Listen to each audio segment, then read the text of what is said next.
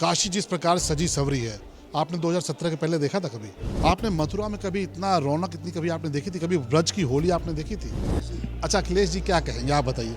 अखिलेश जी को चुनाव लड़ना है, अखिलेश जी की पार्टी को चुनाव लड़ना है, तो सच्चाई कैसे स्वीकार करेंगे? लेकिन वो सच्चाई स्वीकार करें ना करें, प्रदेश की जनता को सच्चाई पता है, देश की जनता को सच्चाई पता है, और वो एक विपक्ष के राजनीतिक दल है, वो हमारी तारीफ नहीं करेंगे। हमारे साथ यूपी के फायर ब्रांड बीजेपी विधायक सलम त्रिपाठी जी हैं। सलम जी, जिस तरह का बजट आया है, आप पत्रकार भी रहे हैं, विधायक भी हैं, अगर दोनों नज़रिए से देखें, एक स्वस्थ अगर आकलन आप करें तो ओवरऑल बजट कैसा है? देखिए, मैं आप ही से पूछता हूँ कि क्या जैसी काशी आज है, काशी जिस प्रकार सजी सवरी है, आपने 2017 के पहले देखा था कभी?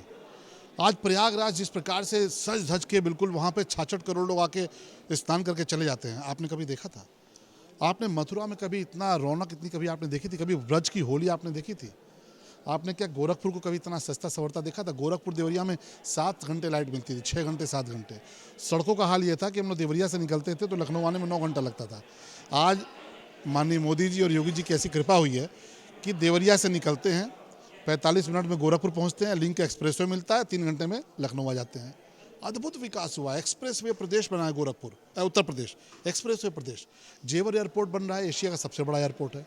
आप देखिए, प्रयाग में एयरपोर्ट, गोरखपुर में एयरपोर्ट, बरेली में एयरपोर्ट। बातें आप बता रहे हैं, जाहिर है आप उस बात को कह रहे हैं, लेकिन अखिलेश यादव कह रहे हैं कि आप लोगों ने प्रदेश को पीछे धकेल दिया $1 ट्रिलियन इकोनॉमी बनाने के लिए। अच्छा, अखिलेश जी क्या कहेंगे आप बताइए।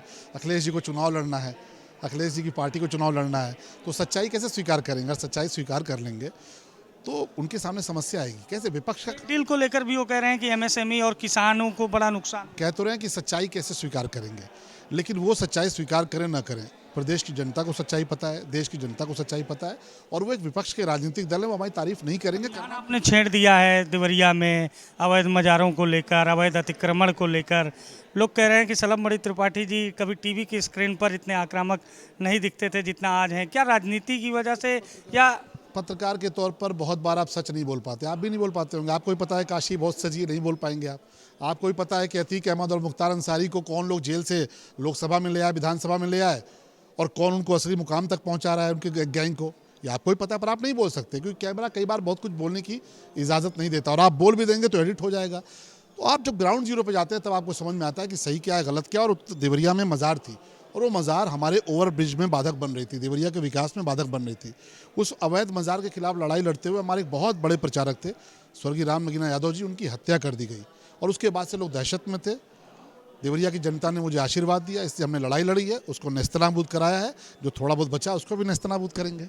ये हमारे साथ देवरिया सदर से विधायक सलम त्रिपाठी जी थे, जो साफ तौर पर कहा कि बजट सबके विकास के लिए है, और देवरिया में अवैध मजार और अवैध अतिक्रमण पर कार्रवाई को लेकर कहा कि आगे भी हम कार्रवाई कराते रहेंगे। सहयोगी जितेंद्र के साथ अभिषेक शर्मा, लखनऊ।